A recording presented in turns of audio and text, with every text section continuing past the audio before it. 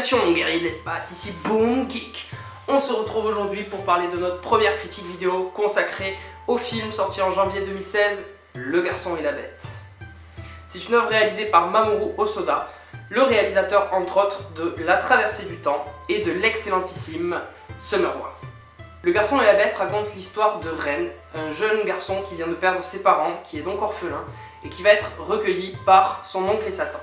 La cohabitation se passe très mal et Ren va décider de s'enfuir dans les ruelles de Shibuya. Malheureusement, il va se perdre et atterrir dans le Royaume des Bêtes, qui est un monde parallèle au monde des hommes. Il s'agit d'un espace où les bêtes, créatures animales mais aux caractéristiques humaines comme la parole, vivent en cachette parallèlement au monde des humains. Un seigneur gouverne le Royaume des Bêtes et il recherche actuellement un successeur. Deux prétendants au titre s'affrontent. D'un côté, il y a Yozen, qui est reconnu par tous, il est aimé de tous, c'est un personnage très sage et admiré pour sa force et vraiment pour ses valeurs de sérénité. De l'autre côté se trouve Kumatetsu, que la nature a doté d'une force extraordinaire et d'une puissance incroyable. Mais c'est un personnage qui est seul, qui est reclus du monde et un personnage très rustre, très orgueilleux. La condition à remplir pour devenir nouveau seigneur du Royaume des Bêtes est d'avoir au moins un disciple. Pour cela, Yozen a déjà de très nombreux adeptes depuis très longtemps, mais Kumatetsu, quant à lui, est seul. Il va tomber sur Ren dans le monde des humains et le retrouver dans le Royaume des Bêtes au moment où il se perd et décider d'en faire son disciple. Mais les deux personnages, Kumatetsu et Ren, ne sont pas au bout de leur peine face à l'apprentissage et à la relation entre le maître et le disciple.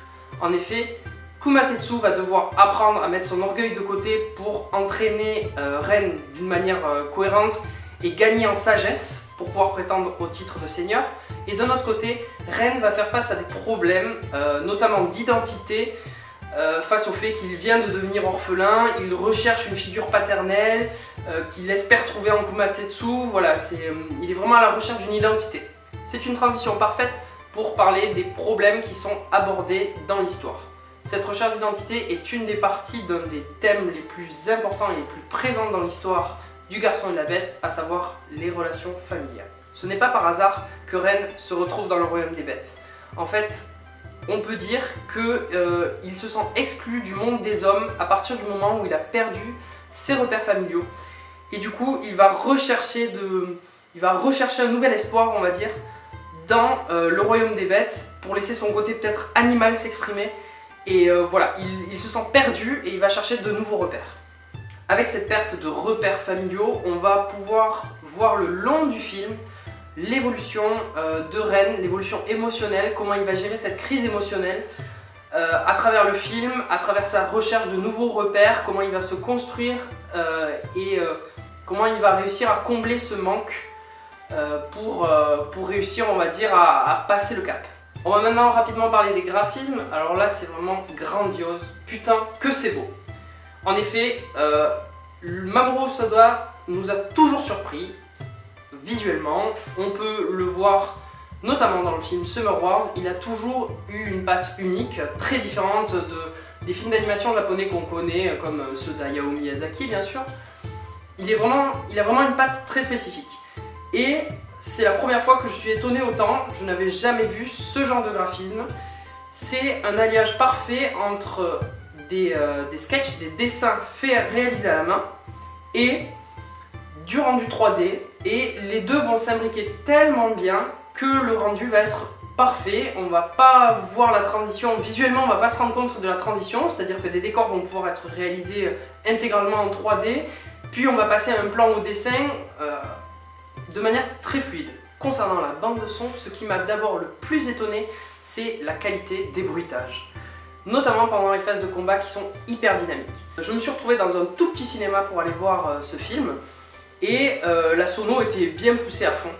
Donc ça pouvait être dérangeant, mais pendant les phases de combat, on entendait très clairement ces bruitages qui sont volontairement exagérés, qui donnent vraiment de la force aux coups qui sont donnés pendant les phases de combat. Concernant la musique, tout est parfaitement maîtrisé.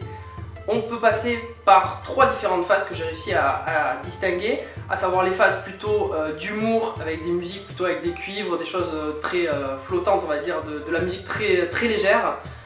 des phases beaucoup plus sérieuses et tristes qui utilisent les sentiments avec l'utilisation notamment de piano et de violon, et une dernière partie avec les combats épiques, avec du dynamisme, où ça part dans tous les sens, avec des tambours, etc. En conclusion, je donne au film Le Garçon et la Bête la fabuleuse note de 8 sur 10. Toutes les conditions sont réunies pour donner une vraie identité à cette histoire. Autant la musique que les graphismes, que l'histoire et la profondeur des personnages. On aimerait voir plus souvent des œuvres qui se détachent des standards de l'animation japonaise, comme ce film-là.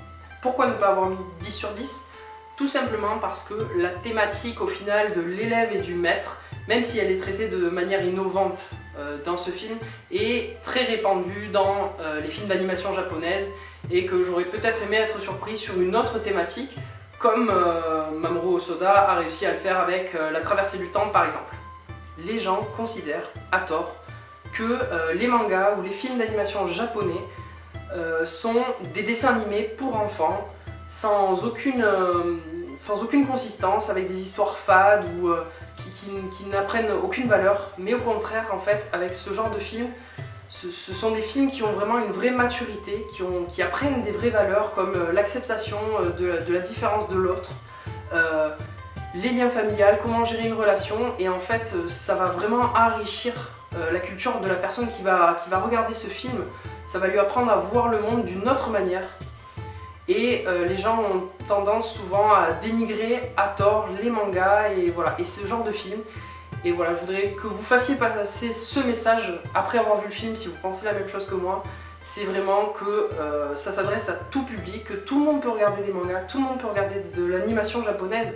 Il y a des vraies valeurs derrière qui se mettent en place, et les thématiques sont souvent traitées de manière bien plus profonde que des dessins animés au final américains de type Disney.